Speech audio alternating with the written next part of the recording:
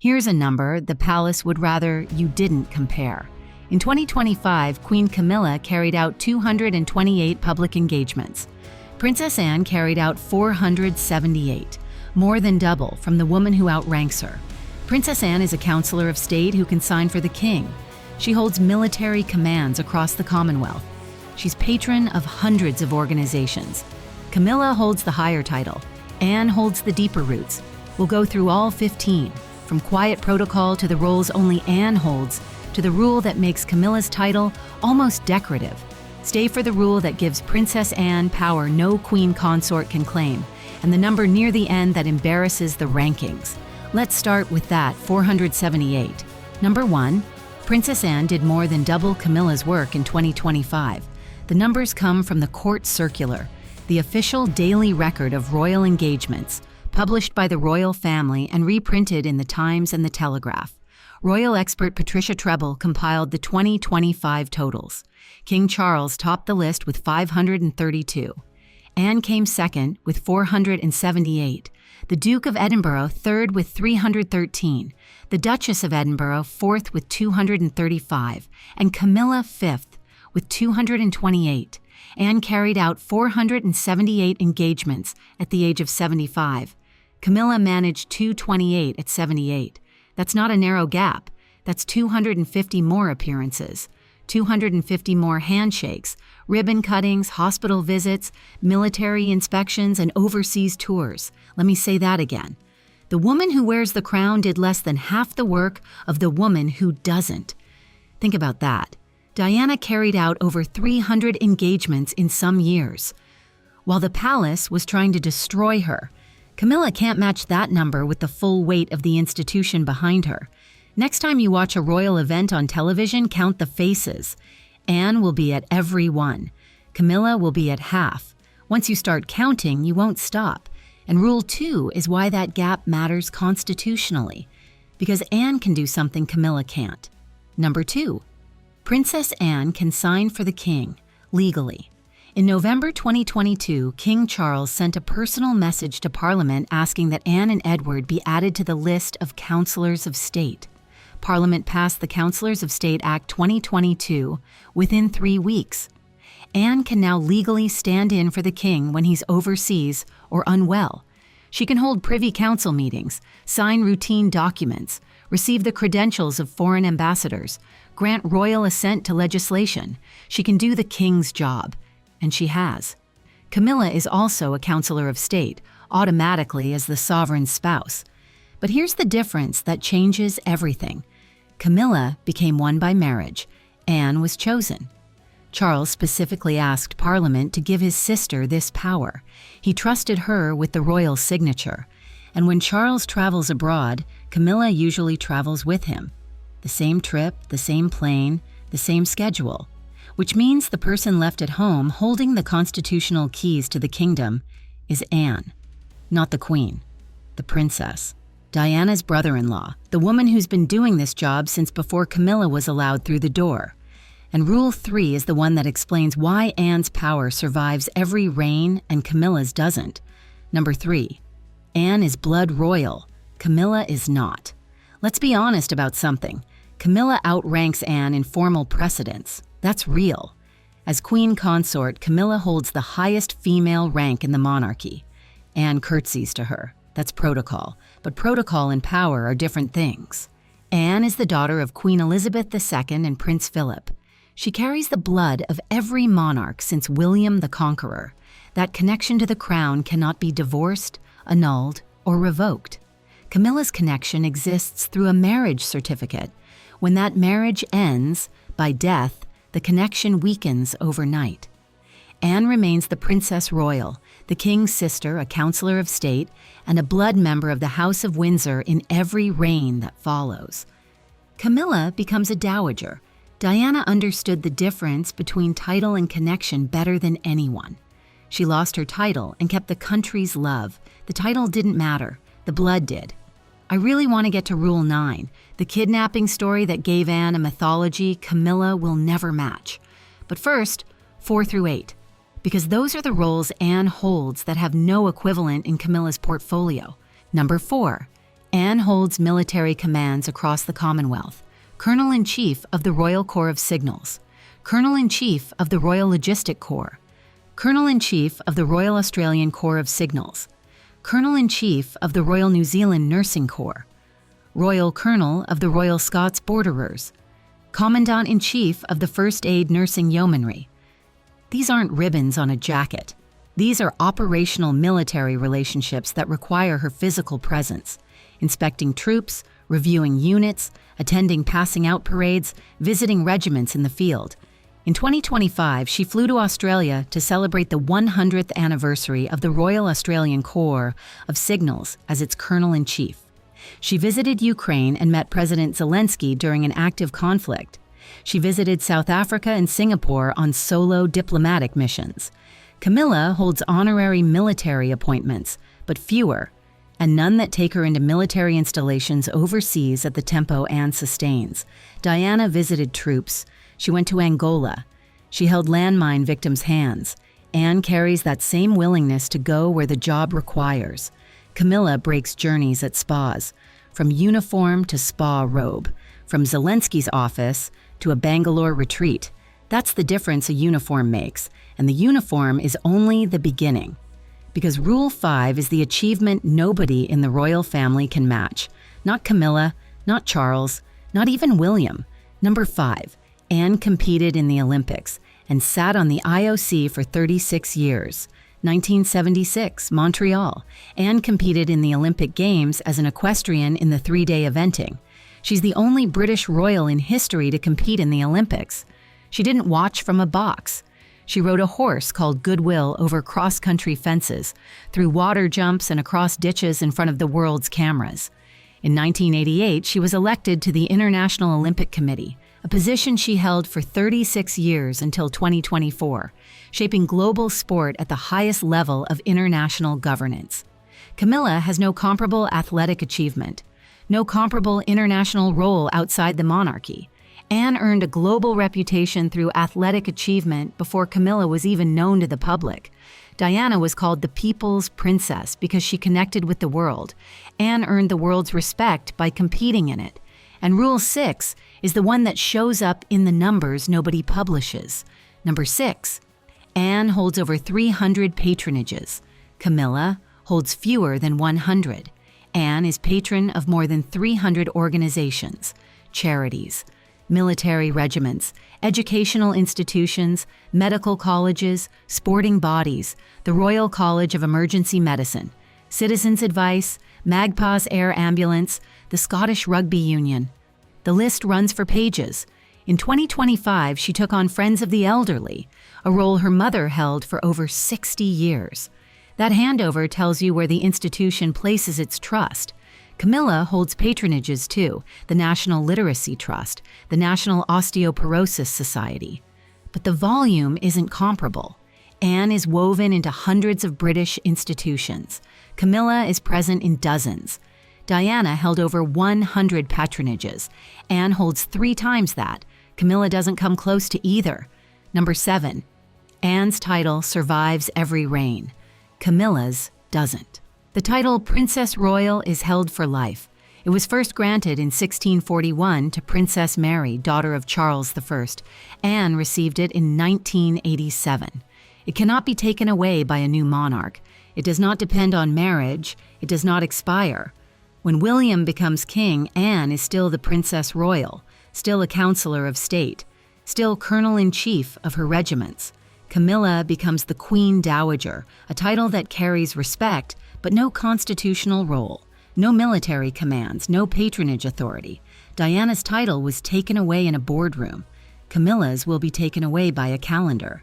Anne's can't be taken away at all, from permanent to temporary, from blood to borrowed.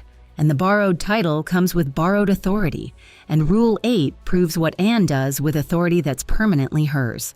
Number 8, Anne was first to visit the Soviet Union, first to visit Ukraine in wartime.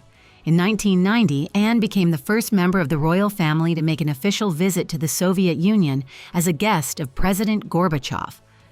The Cold War was still thawing.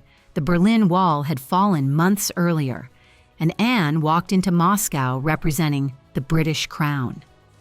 In 2025, she visited Ukraine during an active conflict and met President Zelensky. In the same year, she visited South Africa, Singapore, and Australia on solo diplomatic missions representing the king. Two firsts, both in the same lifetime, 35 years apart. Camilla has visited countries alongside Charles, always together, always as a pair. But the solo diplomatic missions, the ones where a single royal walks into a room alone and the entire weight of the crown rests on their shoulders, those belong to Anne. She doesn't need Charles beside her to represent Britain. Diana didn't either. She walked into a landmine field alone. She visited AIDS wards alone. The women who carry the real diplomatic weight of this family have always done it without needing a husband in the frame. Stay with me. Because Rule 9 is the story that turned Anne from a princess into a legend. And it happened on the Mall in 1974. Number 9. Anne survived a kidnapping attempt and told the gunman, "Not bloody likely." And honestly, this is the one that gets me every time. March 20th, 1974. The Mall, London. Ian Ball blocked Anne's car with his white Ford Escort. He fired shots. He wounded Anne's bodyguard, her chauffeur, a journalist, and a police officer. He opened the car door and told Anne to get out. Anne's reported response, "Not bloody likely." She refused. She engaged Ball in conversation. She stayed calm while 4 people bled around her. She later said, "I nearly got out of the car on the other side. I had a very good idea of where to put my foot." Ball was subdued by a passing boxer and former Royal Marine. He pleaded guilty to attempted murder and kidnapping. Anne was 23. That moment gave her a mythology that no amount of title, no number of state dinners, and no coronation could ever manufacture. Camilla has never faced anything comparable, and the public remembers it. Every time Anne walks into a room, the country thinks that's the woman who told a gunman no, and she was 23.